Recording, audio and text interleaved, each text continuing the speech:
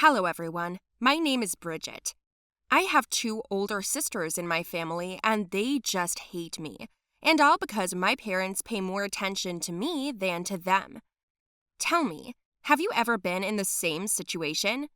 It is very difficult to live in a house where, on the one hand, there is the love of parents, and on the other, the hatred of sisters. This is not how I imagined my relationship with them to be. They hurt me a lot all my childhood, but then everything changed. Now I will tell you why and how it happened. And do not forget to put likes, subscribe to the channel, and write your opinion in the comments. From the beginning, as far as I can remember, my sisters Monica and Erica got along much better than they did with me. They had common interests, toys, they often arranged evenings together watching cartoons, and it usually went like this. My mother cut a whole plate of fruit, put it on the table next to the sofa, turned on the cartoon, and they went to the kitchen to talk. I loved watching TV like that too, but Monica and Erica would lie down on the couch so I wouldn't have any room. As soon as I asked to lie down or at least sit down, they immediately began to resent. Move away! Don't you see that there is not enough space? I was terribly offended. Then I would take a pillow and sit on the floor next to the sofa. As soon as I reached for the fruit, I was beaten on the hand. They said that they had only a little bit left. Then I would start crying with resentment. My mother would come, the girls would get up abruptly, make excuses, like they don't know why I'm on the floor and why I'm crying.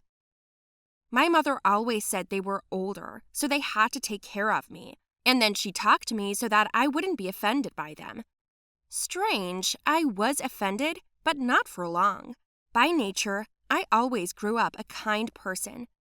I wanted to be friends with them, but they did not let me in, and so it continued for many years. Since we attended the same school, many children were surprised when they found out that we were from the same family, because they had never seen a colder relationship. I didn't know how to fix it, but I believed that someday my sisters would change their attitude. But then it only got worse. When I started going to middle school, Monica and Erica looked with envy at my progress in school. I often got good grades, awards for participating in competitions, I studied easily, and my parents were proud of me. Monica and Erica were also talented. They sang and danced well. Mom and Dad constantly went to them for performances in clubs, but they thought that this was not enough. They didn't get enough attention. And once, Monica lost in a vocal competition. She cried bitterly, although she got second place. I tried to comfort her. I used my last pocket money to buy her favorite cake, but she threw it away, said it was all because of me, because if I hadn't gone to bed so early, she would have had more time to practice properly. But what should I do if I didn't get enough sleep, especially since my school program was loaded and I was very tired? In the end, she blamed me for everything, and then said that it would be better if I was not in the family. These words hit me hard. No one heard them except Erica. My second sister just shook her head. What are you even doing here? We lived normally without you, then you appeared, she said. I was very upset, said I wouldn't bother them again, and went into my room. There is no feeling more offensive than the feeling of being unnecessary to your own sisters. I wanted so much to be closer to them, but they wouldn't let me near them. And then something happened. It was winter. Mom told us to go and see our grandmother, who lived not far from our home. Monica and Erica said that they would go without us, but my mother insisted, saying that my grandmother missed the three of us, and she stayed at home to cook dinner. My mother wrapped a pie for us, and I carried it. My sisters, as always, walked ahead of me and didn't even wait for me. We were almost there when I heard Erica scream. In front of her was a dog. It was huge and black. It looked at her as if she were prey, growled, and prepared to attack. Monica quickly hid behind a tree, and Erica was left standing there alone. I approached very slowly, calling softly to Erica, but she froze in horror. I told her not to run, just to stay where she was. I moved a little closer and Erica turned back. She saw me and started crying and said, "Help me." At that moment, the dog lunged at her at breakneck speed, and I grabbed Erica's arm and pulled her towards me. She hid behind me and then ran towards Monica. The dog wanted to run after her, but I threw a pie at it and hit it right in the face. This only made it more angry, and it stopped, but still ran towards Erica. I shouted for her to climb the tree, and while Erica was climbing, the dog was already very close. The dog managed to grab her by the pants. It pulled her down.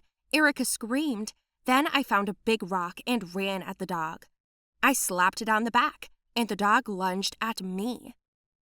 Suddenly, I felt a sharp pain in my arm, and it bit into me. I screamed, covered myself with my other hand, and the dog did not loosen his grip. He had terrible eyes. I thought that now he would bite my neck. At this moment, someone ran out of a house, called the dog by name, and then ran up to us and began to beat him. At the sight of the man, the dog flattened its tail and began to whine. The man put a muzzle on him and immediately gave him an injection. He helped me up and began to examine me. It was a good thing I had a thick jacket. The bite wasn't as bad as it could have been. The man saw the blood and called an ambulance. The girls ran up to me, still crying. They started looking at my bloody hand. Erica and Monica called my mom, and I was taken to the hospital. In general, nothing terrible happened to me. I was lucky that the dog is not rabid. I was given 2 stitches and I lay down to rest. It was more of a fright than a wound.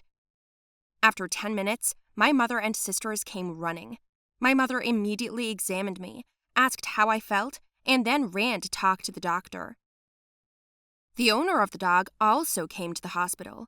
He said he was very sorry, and this had not happened before.